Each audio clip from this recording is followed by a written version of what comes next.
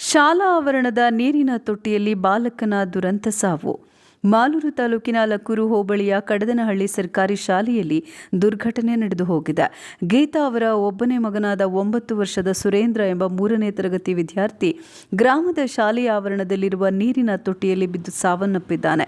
ಶಿಕ್ಷಕರು ಹಾಗೂ ಸಿಬ್ಬಂದಿಗಳ ನಿರ್ಲಕ್ಷ್ಯದಿಂದ ಈ ಘಟನೆ ಸಂಭವಿಸಿದೆ ಅಂತ ಪೋಷಕರು ಆರೋಪ ಮಾಡಿದ್ದಾರೆ. ಮಧ್ಯಾಹ್ನದ ವೇಳೆ ಹುಡುಗ ಕಾಣೆಯಾಗುತ್ತಿದ್ದಂತೆ ಪೋಷಕರು ಎಲ್ಲೆಡೆ ಹುಡುಕಾಡಿದ್ರೂ ಮಾಹಿತಿ ಸಿಕ್ಕಿರಲಿಲ್ಲ. ನಂತರ ಶಾಲೆಯ ಆವರಣದಲ್ಲಿರುವ ನೀರಿನ ಸಂಪ್ನಲ್ಲಿ ಬಾಲಕನ ಶವ ಪತ್ತೆಯಾಗಿದೆ. ಘಟನೆಯ ವಿಷಯ ತಿಳಿದ ತಕ್ಷಣ ತಹಸೀಲ್ದಾರರು, ತಾಲೂಕು ಕ್ಷೇತ್ರ ಶಿಕ್ಷಣಾಧಿಕಾರಿಗಳು, ಕಾರ್ಯನಿರ್ವಹಣಾಧಿಕಾರಿಗಳು ಹಾಗೂ ಪೊಲೀಸ್ ಇಲಾಖೆಯ ಅಧಿಕಾರಿಗಳು ಸ್ಥಳಕ್ಕೆ ಭೇಟಿ ನೀಡಿ ಪರಿಶೀಲನೆ ನಡೆಸಿದ್ದಾರೆ. ಬಾಲಕನ ಶವವನ್ನು ಮರಣೋತ್ತರ ಪರೀಕ್ಷೆಗೆ ಮಾಲೂರು ಸರ್ಕಾರಿ ಆಸ್ಪತ್ರೆಗೆ ರವಾನಿಸಲಾಗಿದೆ. ಮೃತ ಬಾಲಕನ ತಾಯಿ ಗೀತಾ ಅವರ ಆಕ್ರಂದನ ಮುಗಿಲು ಮುಟ್ಟಿತು. ಮೃತ ಬಾಲಕ ಸುರೇಂದ್ರ ಅವರ ಸಾವಿಗೆ ಶಾಲೆಯ ಶಿಕ್ಷಕ ಶೇಖರ್ ಬಾಬು ಹಾಗೂ ಸಿಬ್ಬಂದಿಗಳ ನಿರ್ಲಕ್ಷ್ಯವೇ ಕಾರಣ. ಅವರ ಮೇಲೆ ಕಾನೂನು ಕ್ರಮ ಜರುಗಿಸಿ ನನ್ನ ಮಗನ ಸಾವಿಗೆ ನ್ಯಾಯ ಕೊಡಿಸಬೇಕು ಅಂತ ಮನವಿ ಮಾಡಿದ್ರು. ಮಾಲೂರು ಪೊಲೀಸ್ ಠಾಣೆಯಲ್ಲಿ ಕೇಸ್ ದಾಖಲಾಗಿದೆ. ತಾಲೂಕು ಶಾಸಕರಾದ ಕೆ.ವೈ. ನಂಜೇಗೌಡರು ಅಧಿಕಾರಿಗಳಿಗೆ ನ್ಯಾಯ ದೊರಕಿಸಿಕೊಡಲು ಮನವಿ ಮಾಡಿದ್ದಾರೆ.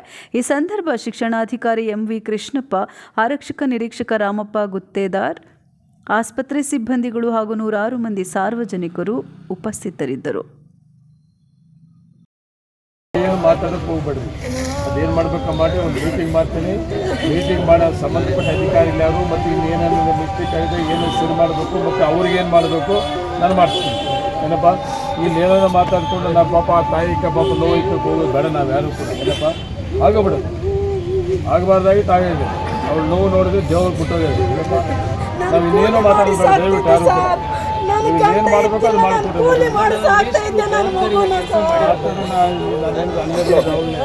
ಈಗ ಏನು ಮಾತಾಡಬೇಕು ಅಂತ ಎಲ್ಲೆಲ್ಲೋ ಹೋಗ್ತಾ ಇರ್ತದೆ.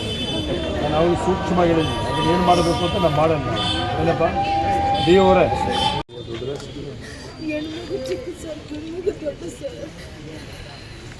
ಅದೇ ಹೋಗ್ತಾ ಇದೆ ಹೆಣ್ಮಗು.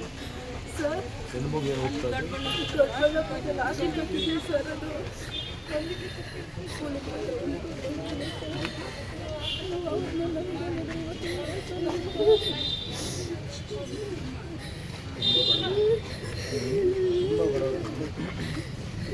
ಬಡವರೇನಪ್ಪ ಗೌರ್ಮೆಂಟ್ ಸ್ಕೂಲ್ ಹೋಗೋದು. ಶ್ರೀಮಂತರ ಮಕ್ಕಳು ಗೌರ್ಮೆಂಟ್ ಸ್ಕೂಲ್ ಹೋಗ್ತಾರೆ.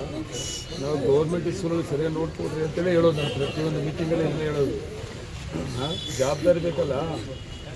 ಅದು ಕೆಲಸ ಮಾಡೋರಿಗೆ, ಇಲಾಖೆ ಸಂಬಂಧಪಟ್ಟವರಿಗೆ ಬರೋದು 4-5 ಜನ ಮಕ್ಕಳು ಸರ್ಕಾರಿ ಸ್ಕೂಲಿಗೆ. ಆ 4-5 ಮಕ್ಕಳು ನೋಡ್ಕೊಳ್ಳೋಕ್ಕೂ ನಮ್ಗೆ ಹಣೆ ಬರಿಲ್ಲ. ಸರ್ಕಾರಿ ಶಾಲೆಗಳಲ್ಲಿ ಆ ಬಡವ್ರು ನೋವು ತಿನ್ನಬೇಕು.